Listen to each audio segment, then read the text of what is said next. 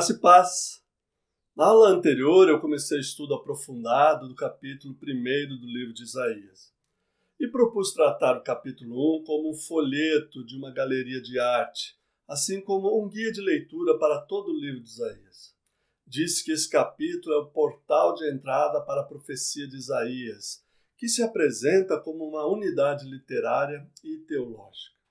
Eu fiz também uma análise detida do sobrescrito e um esboço da estrutura literária do capítulo. Por fim, eu apresentei os elos de ligação entre os diversos oráculos que compõem Isaías 1, destacando os termos, ideias e temas que entrelaçam os blocos. Assim, nesta aula, eu vou continuar trabalhando com o capítulo 1, procurando mostrar para você a coerência e coesão textual através de eixos semânticos presentes no texto. Depois vou passar para o estudo de alguns textos selecionados do capítulo 2 ao capítulo 12. Vamos em frente então, pois temos muito trabalho a fazer. Para completar a análise do capítulo 1, eu vou destacar a coerência e a coesão literárias fazendo um levantamento de 5 temas fundamentais que aparecem aqui. Eu continuo insistindo na importância de compreendermos cada palavra, cada detalhe deste primeiro capítulo, porque desta compreensão e deste entendimento depende a nossa hermenêutica, depende a nossa compreensão do livro do profeta Isaías. A pergunta motivadora desta parte da aula é a seguinte: Pastor, quais outros elementos mostram que o texto do capítulo 1 de Isaías é uma unidade? A resposta é simples e ela serve para todo o texto que você vai ler. O que indica a unidade de um texto é a coesão entre as suas partes, através da coerência e da coesão. Em linhas gerais, a coesão é a ligação dos oráculos por meio de partículas, repetições de termos e sinônimos, como já mostrei na aula passada. Já a coerência é vista quando um trecho trata de forma lógica e concatenada o mesmo tema ou temas que se desdobram como consequência um do outro. Com essa compreensão de coerência, eu vou apresentar os 5 temas fundamentais que eu chamo de eixos semânticos. Bem, eixos semânticos são campos de significados que englobam palavras, ideias, temas que se relacionam entre si e formam um todo de significado. Aliás, não me desgosta repetir que o nosso trabalho como intérprete da Bíblia é buscar justamente o significado do texto para a época em que ele foi composto, tarefa da exegese. Depois interpretar esse significado para os nossos dias, que é a tarefa da hermenêutica, e traduzir esse significado para os nossos ouvintes, que é a tarefa da homilética. Estava dizendo que os eixos ou campos semânticos são aglomerados de significado. E como nós os identificamos? O procedimento para levantar um eixo semântico é fazer listas de determinadas palavras, de termos, de expressões que se repetem ao longo do texto. Essas palavras são correlatas, isto é, se relacionam dentro de um determinado campo de significado. Elas podem ser sinônimas ou não, mas devem compartilhar o mesmo horizonte de significado, ou seja, o mesmo campo de compreensão. Bom, acho que é melhor eu mostrar os eixos semânticos, aí você vai entender melhor o que eu estou tentando dizer. Você já notou que eu repito determinados conceitos sempre e de novo? Isso é porque eles têm muita importância e assim se fixam melhor na sua mente.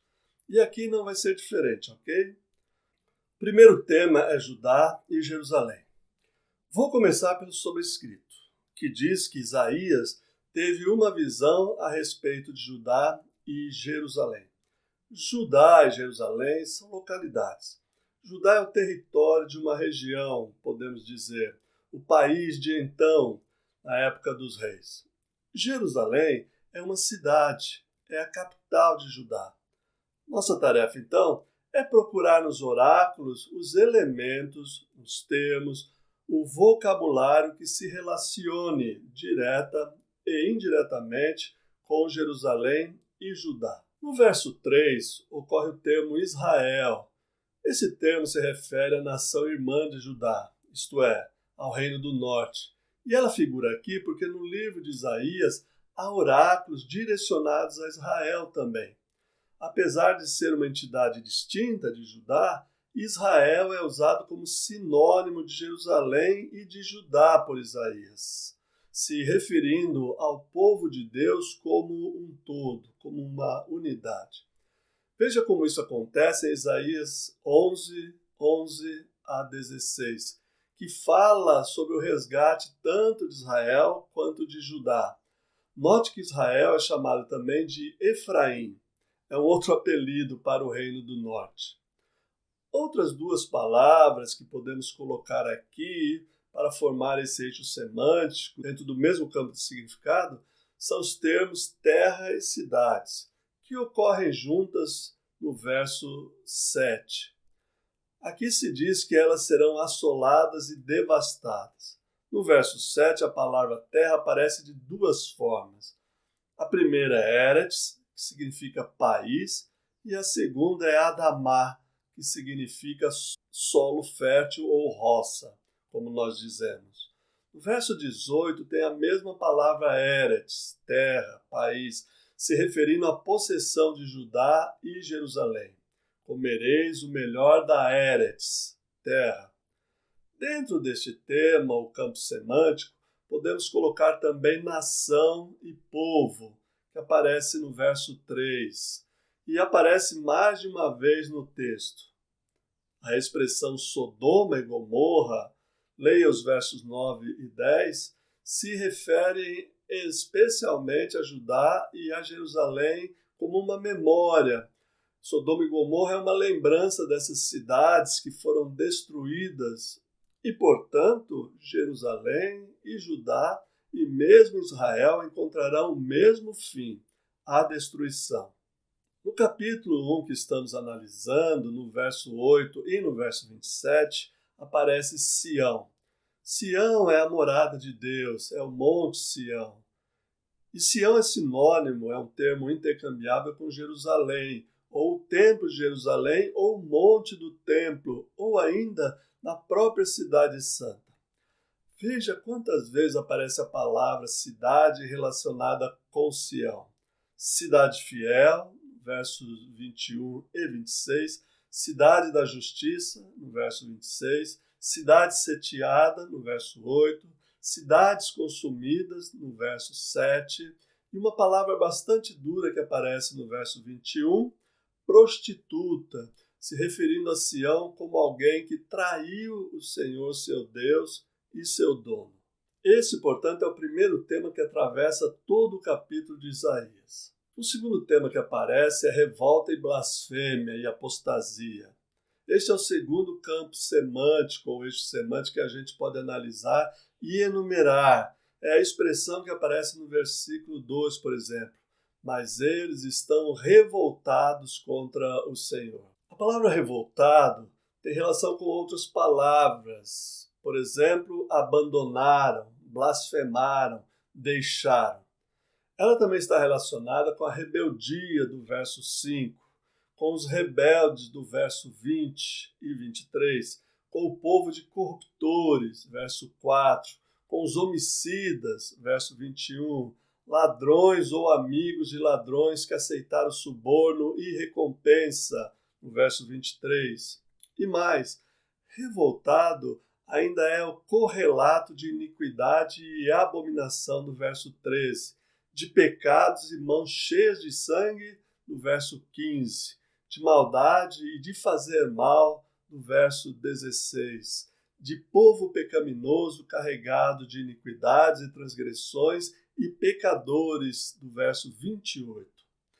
Veja que esse vocabulário de revolta contra Deus implica em pecados, iniquidade em uma prática social correspondente, como ladrões, corruptores, amigos de salteadores que aceitam suborno, aceitam recompensas por aquilo que deveriam fazer de graça, que era ministrar a justiça aos mais vulneráveis. E aqui, novamente, como no primeiro eixo, se fala de devastação, desolação e destruição.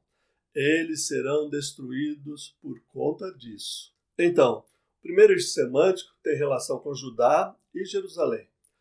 E o segundo eixo semântico tem relação com revolta, abandono, apostasia do povo em relação ao seu Deus e todas as consequências nefastas dessa atitude de abandonar a Deus.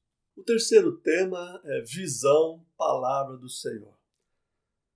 Esse tema dá coerência ao capítulo 1, a esse folheto, a este panfleto, como estou dizendo, é a palavra ou a visão do Senhor. Dentro disso, nós encaixamos todas as referências desse primeiro capítulo que falam que é o Senhor quem está dizendo. Assim temos, por exemplo, ouvi e dai ouvidos, no verso 2, ou ouvi e prestai ouvido, no verso 10. Também temos a palavra Torá, a lei do Senhor, no verso 10. Outras ocorrências, palavra do Senhor no verso 10, diz o Senhor, versos 11 e 18, a boca do Senhor o disse, verso 20, diz o Senhor do verso 24, se enquadram também neste campo. Preciso perguntar qual a importância deste terceiro eixo semântico. A sua importância está no fato de que a palavra de Isaías é uma palavra autorizada. A visão que Isaías teve é uma palavra autorizada por Deus. Imagine que depois de toda a catástrofe que aconteceu com Judá, alguém vai aparecer e dizer: esta é a palavra de Deus que falou para o profeta Isaías. Como vai ser crer nisso? Se coloca dessa forma essa expressão, diz o Senhor, é Ele quem chama, por exemplo, a palavra vinde e arrazoemos, do verso 18. Ou seja, discutamos alguma coisa, que faz parte desse eixo semântico também. Quarto tema, o resto ou os remanescentes, está dentro também do capítulo 1. O resto constitui de alguns remanescentes, aqueles do verso 9. É importante observar que, se não fosse a misericórdia do Senhor, o oferecimento do perdão por sua parte, esses remanescentes teriam sido destruídos junto com os outros. Mas há um chamado ao arrependimento que permite que este resto permaneça. Veja na sua Bíblia, por exemplo, os pecados serão lavados, verso 18. Lavem-se, purifiquem-se, tirem da minha presença a maldade dos seus atos, parem de fazer o mal, verso 16. Que são aqueles que vão sobreviver, ou aqueles que, como o profeta e os seus discípulos, estão do lado do Senhor, estão cumprindo a Torá do Senhor. A mais, por exemplo, se estiverem dispostos a me ouvirem, no verso 19, se refere a esse resto. Purificarei e tirarei a parte impura ou a escória, diz o verso 25. Restituirei os teus juízes e os teus conselheiros como no princípio. Quer dizer, haverá um resto, haverão os remanescentes. Sião será redimida pelo direito e os que se arrependem pela justiça, verso 27, permanecerão como resto. Isto é, então, haverá uma separação entre aqueles que restarão junto com o Senhor e aqueles, obviamente, que serão destruídos por negar o Senhor. Este é o quarto eixo semântico que põe em evidência o tema do resto ou do remanescente. O quinto tema fala do direito e da justiça. É o quinto campo semântico, ou tema que trata, então, do direito e da justiça. Ele não é o último que podemos encontrar, mas é o último dos 5 que eu escolhi, tá bem? Especialmente na segunda parte do nosso texto, aparece no verso 21 em diante uma ênfase muito grande no que este povo deveria fazer. Os príncipes do verso 10 deveriam aprender a fazer o bem, atender à justiça, repreender o opressor, defender o direito do órfão e pleitear a causa da viúva, e assim por diante. Isto é, está entre as funções da liderança zelar pelo direito e pela justiça. E aqui claramente se refere à justiça da aliança. São os requisitórios da aliança, como já mostrei em aulas anteriores. São aquelas exigências da aliança que Deus fez com o seu povo, que aparecem aqui prioritariamente em cuidar do desvalido, dos mais pobres, dos oprimidos, dos mais vulneráveis. Portanto, nós temos 5 eixos semânticos que apresentam 5 temas fundamentais para a compreensão não apenas deste capítulo 1 de Isaías, mas para todo o restante do livro.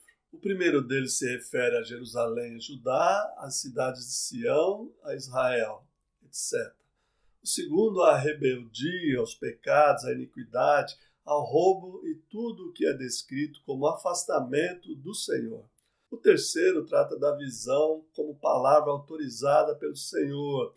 A autoridade das palavras de Isaías vem diretamente do Senhor. O quarto diz respeito ao resto, ao remanescente fiel que permanece separado dos transgressores. E, finalmente, o quinto fala sobre o direito e a justiça. Entremeado com esses 5 temas, nós temos a destruição, a desolação, o abandono, o fogo, a espada, que poderia ser um 6º eixo semântico. Mas ele está tão entrelaçado com os outros eixos que uma leitura rápida revela isso. Um desafio para você. Faça o estudo do texto e você encontrará outros eixos semânticos ou outros temas neste capítulo. Para exemplificar como se faz, eu vou fazer um estudo no final dessa aula sobre a expressão Santo de Israel, que aparece no verso 4, que é um tema que é visível no capítulo 1 e vai percorrer todo o livro de Isaías, como eu vou mostrar. Pois bem, deixa eu fazer um resumo do que apresentei acerca deste folheto, que é o capítulo 1, o capítulo introdutório de Isaías. Vou enumerar as descobertas em um esboço de sermão com 7 tópicos, seguindo os principais temas que destaquei, tá bem? Primeiro, o texto mostra aqueles que foram os responsáveis pela destruição de Jerusalém e de Judá, os príncipes, as lideranças, os sacerdotes que estavam no culto. O que eles fizeram? Segundo, eles pecaram, praticaram iniquidades, levaram o povo a se afastar de Deus, fizeram tudo o que não deveriam. E o que eles deixaram de fazer? Terceiro, eles deixaram de fazer o que era reto aos olhos do Senhor. Eles deveriam ter praticado o direito e a justiça com todos os seus súditos, especialmente com a classe mais pobre da sociedade, com os mais necessitados. Quarto, por isso o profeta Isaías anunciou a destruição, dizendo que Sião seria devastada e ficaria deserta, como uma choça na roça e uma palhoça no pepinal. Este é o final irreversível ou há uma outra saída? Quinto, mas mesmo tendo a destruição pela frente, o profeta chama o povo ao arrependimento. Ele diz que há uma possibilidade de retorno ao Senhor através de uma mudança radical de vida. Isaías prega que se eles ouvirem o Senhor, eles comerão melhor da terra, mas se não ouvirem, serão de fato destruídos. Eles têm uma escolha. E todos fizeram a escolha certa? Sexto, o resto vai sobrar.